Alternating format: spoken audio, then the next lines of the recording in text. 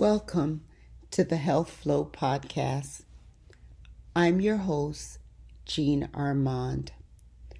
The Health Flow Podcast is designed to share health information and health experiences that will inspire and empower you to make better health decisions. This is episode 9 of the Health Flow Podcast.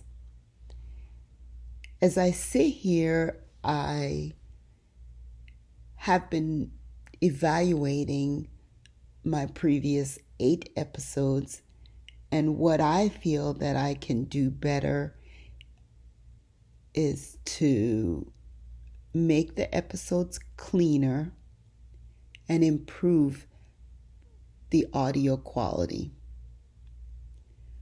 What I need from my listeners are some feedback. I need to know that you're out there and listening. I want to know what topics you're interested in. I want to know if the topics I've talked about so far are helpful to you. I need your feedback. I need your help.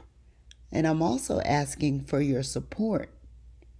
If you can, just go ahead and be a partner and support me with as little as, I'd say like $1 an episode or $4 or $5 a month, just so I can keep this podcast going.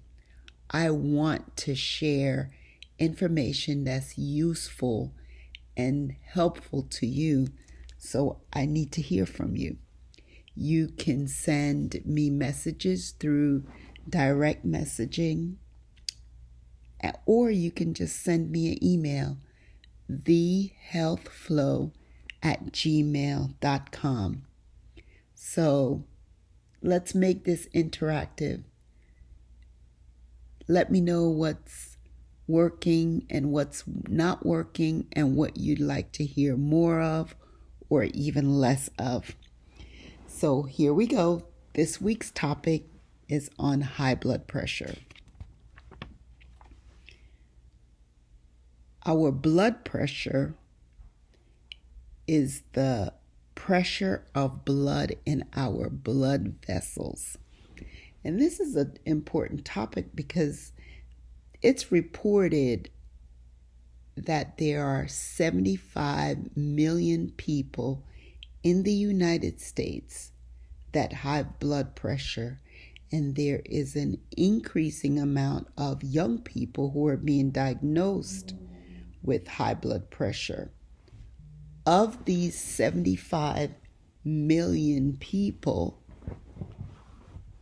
only about 54% of the people with high blood pressure actually have it under control. When you're diagnosed with high blood pressure, it increases your risk for heart disease, it increases your risk for strokes, for kidney failure, kidney damage, and it is a known fact that heart disease and strokes are the 2 leading cause of death in the United States. Just let me clarify something. Our blood pressure is not a constant thing. Our blood pressure rise and fall throughout the day. But it's when it constantly remains high is when it can cause problems with our health. So there are no 2 times that you measure your blood pressure and it's exactly the same number. No one's looking for that, but it's when it's consistently with every measurement remain in the high zone. That's when we say you have high blood pressure, and I'll go over the normal levels. So when your blood pressure is measured, we know that there's the top number and the bottom number. The top number is called the systolic, and the bottom number is your diastolic. The systolic blood pressure, that's a top number. This is the pressure in your blood vessels when your heart beats. The diastolic, which is the bottom number, that measures the pressure in your blood vessels when your heart rests between beats. So what are some risk factors for high blood pressure? Risk factors are diabetics, if you're a smoker, eating foods that are high in salt or sodium, and even eating foods low in potassium. Not getting enough exercise, being overweight, or drinking too much alcohol. So are there signs of high blood pressure? So one of the challenges with high blood pressure is that, and it's been stated, I don't know, you may have heard, it's a very common statement for someone to say high blood pressure is a silent killer, because usually there are no signs. There really are no specific signs. I have had, and I'm sure other medical providers have had, patients come in with complaints of severe headache. But then during that time, it's found that their blood pressure is elevated, has been elevated, or is elevated. But that's not usually the start of it. Your blood pressure had probably been running high for months, if not years. And yes, you can have a severe headache when your blood pressure is elevated, or I should say high, but that's usually not the start of it. So what are the normal levels of high blood pressure? I said that incorrectly. So what are the normal levels of blood pressure? So your blood pressure at this time is considered normal if your systolic number, or the top number, is 120 or less. And if the bottom number, the diastolic, is less than 80, so 80 or less. So if your reading is 120 over 80, that's normal. That's pretty much normal. And if it's less than that, that's normal. You're at risk, or pre-hypertension, before you get diagnosed as having high blood pressure, when the top number is 120 or greater, like 120 to 130 range. If you're consistently always between that area, 130, or greater in that top number, then you're at risk. If the bottom number is greater than 80, so always between 80, 89, then you're at risk pre-hypertension. You're considered to have high blood pressure if the top number or systolic number is 140 or higher, and the diastolic or bottom number is 90 or higher. How do you control your blood pressure? It is important to keep our blood pressure in a healthy range. And it can be accomplished. This really can be done. This can be done by lowering our salt intake.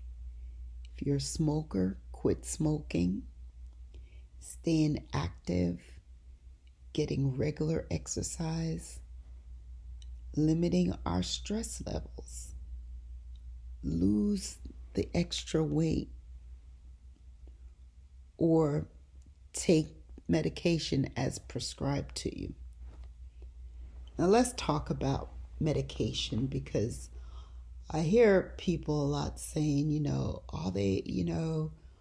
all they want to do is just put you on medication. I mean, I don't necessarily feel that way, but you have to understand the thought processes that goes into saying, okay, you should be someone that start on blood pressure right away. If you came in to see me and you're already a diabetic, you're over 50 pounds or even less than that or more than that, but you're definitely overweight, you're diabetic, you're not living a healthy lifestyle, I probably would be more likely to encourage you starting blood pressure medicine right away until you can change the lifestyle, because you have so many risk factors working against you. The diabetes, you're overweight, you're not living an active lifestyle, and if you're a smoker. We do take considerations of things that are easily controlled and when you have so many things that you need to control, versus if you're a person that you're like 10 to 15, maybe just 20 pounds overweight, you have no other risk factors, but you've been having high blood pressure consistently, then I'd be willing to say, let's have a conversation. Let's set goals here within 3 months. Let's start exercising regularly, eating right, limiting your salt, make the necessary changes, lose the weight before we start any medication. And it also depends on how high your blood pressure is when you're being seen. I mean, most physicians, healthcare providers are not wanting to put you on medication immediately. But if you're someone who, if it's the first time I've met you and your blood pressure is just, 140 over 90, I may have some leeway. But if you walk into the office or into the hospital and you're 180 over 110 or 115 or 220 over 140, that's an emergency. Like, you're a risk for having high blood pressure. So for having a stroke or even heart attack, or you're doing damage to your kidneys. So I need to help you sooner than later. Just changing a lifestyle at this time, you need more help. So, ask questions. Ask your healthcare provider. If you're not somebody who want to start medications right away, ask them why they think that you need to now. I mean, I'm sure that there are multiple factors.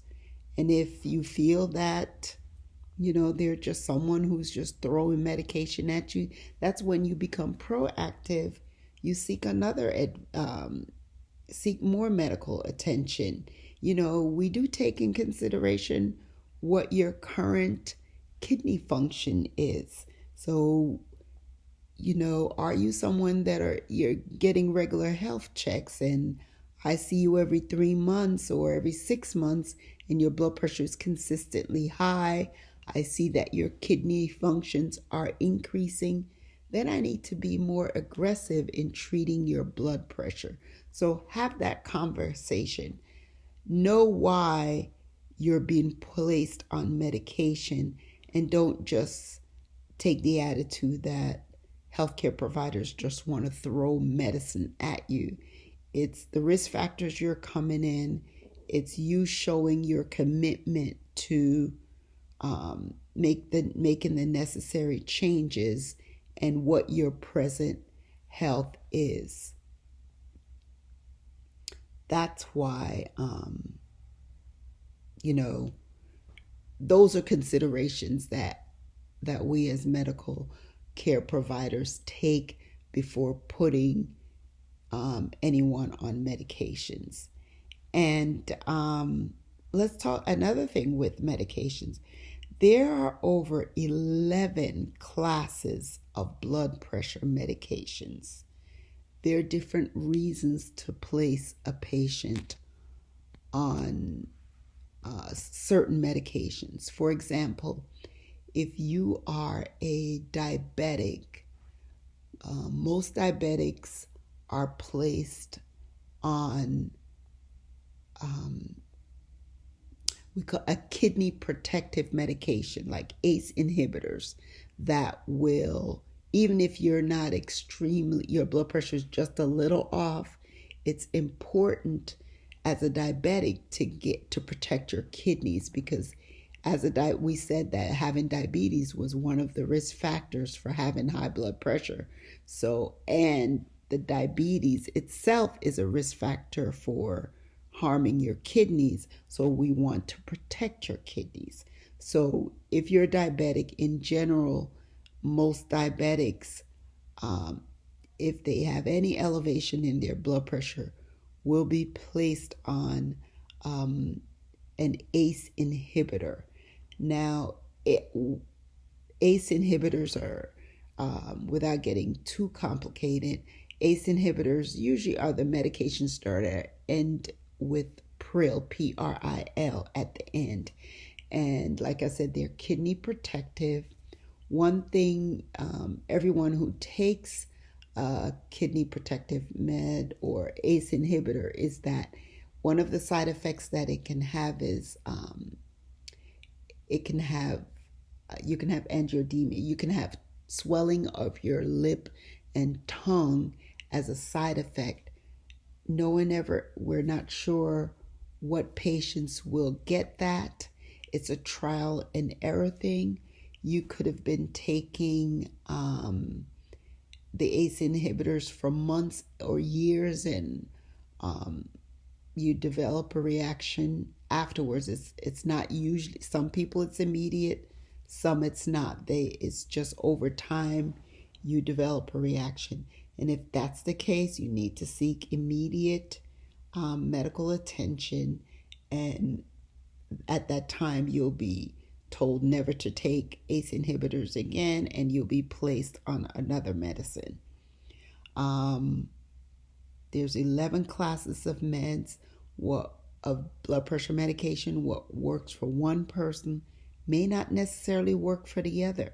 It's a trial and error. You need to talk to your doctor. Let them know what is working and not working. It's more important for the person to be compliant, meaning taking the medicine as instructed, so that we can get the decrease in your blood pressure. If, for example, if there's a medication, say you take a beta blocker as a man, and it makes you feel down, it affects your manhood, as they would say, talk to your doctor. The medication can be changed. There are 11 classes of blood pressure medications, so it can be changed. Generally, African Americans have been considered to be more sodium sensitive. We hold on to more salt. So we're usually given medications with diuretics. You can start with a diuretic or a diuretic added onto another medicine, so you can flush out the retained water.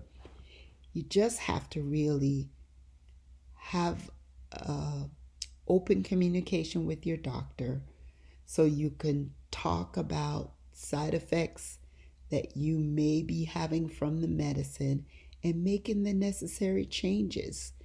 You are an active member in your treatment, an active participant. It's important that you are going for the long haul. If you're on medicine, you are committed and can take those medicines without them causing any ill effects to you. And it's important that, I've known people who have made the necessary life changes and didn't have to be on medicine because their blood pressure is under control. They're now exercising, they've lost weight, they've quit smoking, they eat less salt. Those are the important things.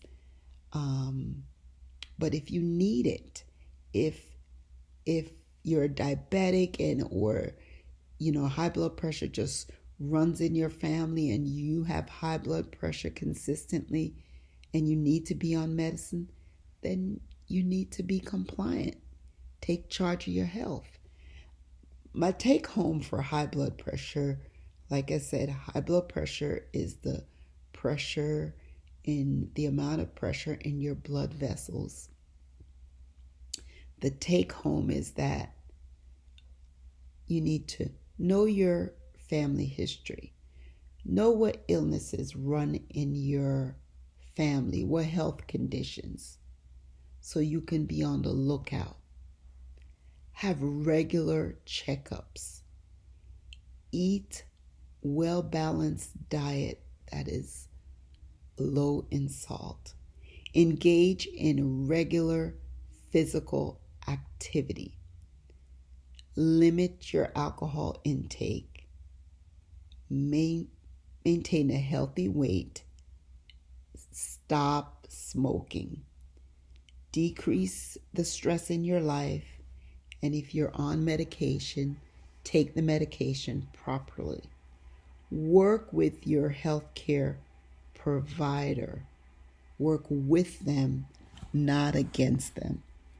I hope you found this information helpful.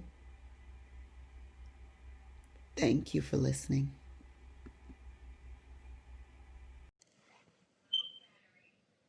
Are you thinking about starting your own podcast? If so, Anchor is the easiest way to make a podcast. Let me explain. Number one, Anchor is free. Anchor has all the creation tools that allow you to record your podcast and edit it right from your phone or computer.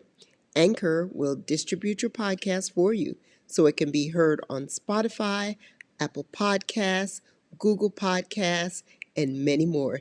You can make money from your podcast with no minimum listenership. Anchor is everything you need to make a podcast in one place. Download the free Anchor app or go to anchor.fm to get started. Thank you for listening to the Health Flow podcast. I hope you found this session informative. Email topics of interest or questions to the Health Flow podcast at gmail.com. Follow me on IG at the Health Flow podcast. Like us on Facebook at the Health Flow. You can also leave a voice message. Hit the subscribe button and give us a 5-star rating. Until next time, have healthy thoughts and do healthy things.